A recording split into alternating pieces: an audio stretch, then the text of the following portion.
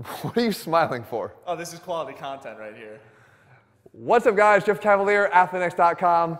So, can we discuss that clip a little bit? Oh, I would love to discuss that clip. All right, guys. So, I have actually a very important lesson to be learned from what I did to my toe. And you can see I was a little bit, what? Careless? No, distraught. Oh, yeah. After what happened. So, I essentially smashed my toe with a 95-pound dumbbell. But let me explain the clip a little bit more. I'm usually more responsible, but there's something to be learned from my mistake. So, let's go back to the clip. So, basically, guys, I work out late at night. I left a couple 95-pound dumbbells on a bench. Irresponsibly. Well, it's my gym. I can make my rules. But again, I agree they should be back in the rack. But it was late, and I kind of left them up on top of the bench. I started to clean up before we were going to do a different video than was planned for today. Jesse's getting the camera ready to do that. Yeah, testing everything out. And in the background here, all of a sudden, disaster strikes. Wham, bam. But in my defense, you know, they didn't fall off of here. I safely got them, or I mean, you safely got them there? I got them back to the rack almost, but what happened was, you can see that the lip on my rack is not very deep. It's actually very shallow. So the slightest bit of instability in that dumbbell is allowing it to sort of teeter off and fall down, which is exactly what happened. From about knee height, the dumbbell fell straight down on top of my toe. I'm going to show you a picture here in a second. It's well documented on Instagram, and I will give you ample warning for what this looks like. Oh, so gross. Those that are squeamish can turn their heads a little bit. But it landed straight down on my big toe, on my left foot, and it essentially smashed right at the nail bed and sort of up through the end of the toe. Speaking of the Instagram post, can I show you some of my favorite comments that were left on there? Go ahead. Oh, I've got it He came right here. armed. You really are reveling in this, aren't you? Oh, I'm loving this. All right, so from my good friend, Josh Brolin, you're not going to snap me away this time, big guy. He says, ouch. Ouch is right. Yeah. Actually, with a few expletives, but ouch is right. Chris Daughtry, your buddy. I love Daughtry, yeah. Ow, damn, bro. Got to lay off the toe curls. Toe curl, oh, gee, oh, I get that. Here's another good one. Couple of face pulls and you'll be better in no time. Face pulls cure everything, we know that. How many of these are there? This is number what? 10. Oh, jeez. Yeah, so this is number 4. Here's a good one. In my professional opinion, you shouldn't have done that. 20/20 hindsight. Number 5, this is OnlyFans content. OnlyFans actually wanted me to do something with them. That's disturbing. The new, like, legit OnlyFans. Okay. Can I keep your toenail when it falls off? That's creepy. That's creepy. Yeah, what are you going to do with that? I don't know. Number 7, where's the muscle marker at? There was plenty of color on there already.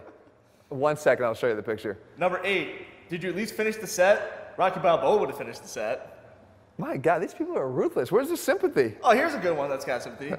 Natty, she says, oh no! You know, there's some sympathy. Well, that's nice. She's concerned. It seems like she's at least concerned. Thank you. Thank you, Natalia. Now, here's my absolute favorite. Got to drop one on the right toe now to prevent imbalances. You knew that was coming. Oh, absolutely. Speaking of imbalances, can we talk about this being your second toe smash and on the other foot? So I'm making a habit of these toe incidents. So last year, I was filming some exercises, and I got frustrated because I couldn't get the timing down on one of the box, step-up combinations I was doing. Oh, you were very upset. I was upset, and I kicked the box. Yeah, how'd that go for you?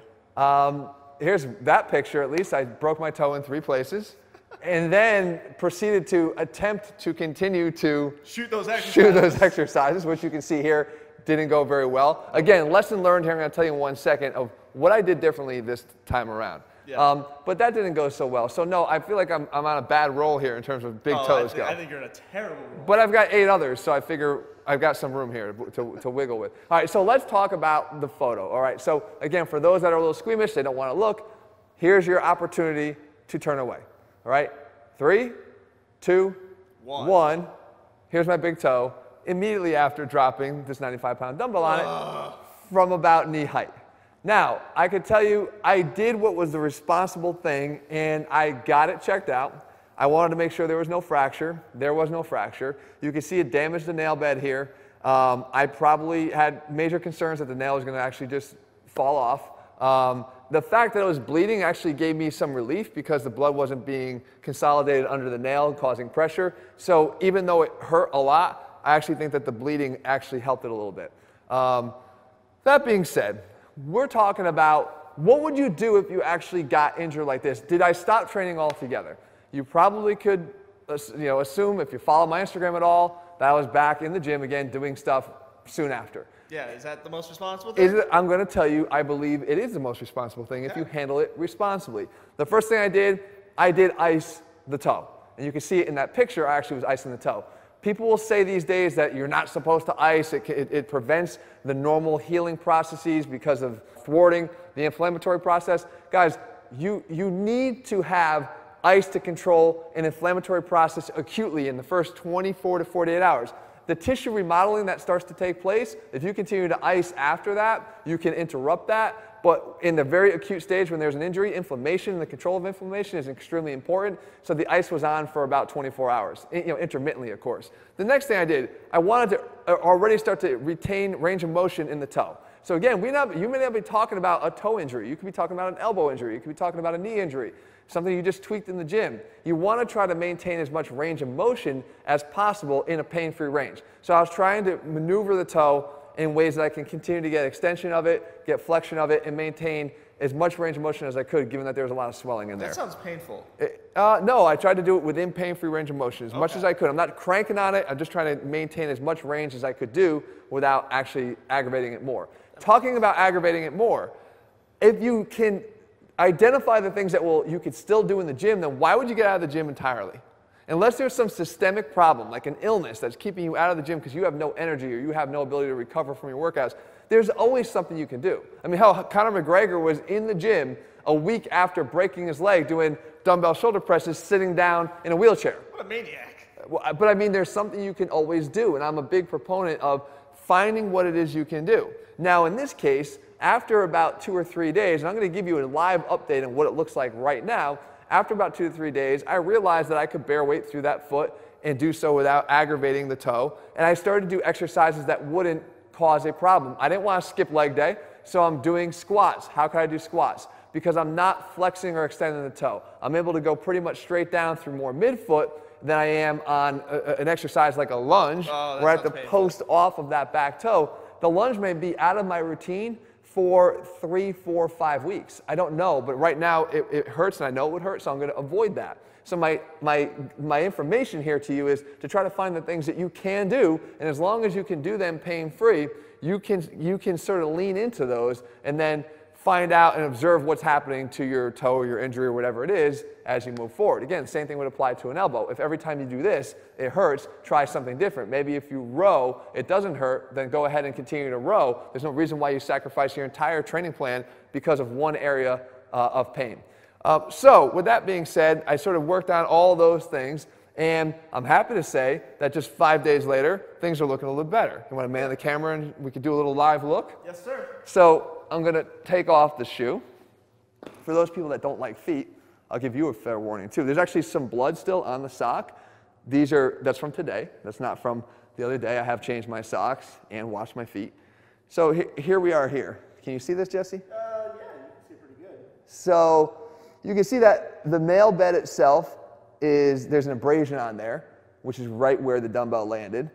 There is no fracture here. There's a little bruising on the bottom side of the toe. But I'm going to say that I don't think I'm going to lose the toenail. I think that the toenail is actually just severely bruised in that nail bed, but I think the worst case scenario, this thing's going to grow back with ridges in it. But the fact is, I think I escaped a pretty decent sized accident. You can see a lot of bruising on this side here. But bottom line, guys, I could be a dumbass too. There was an accident though. I didn't plan on it. Things happen.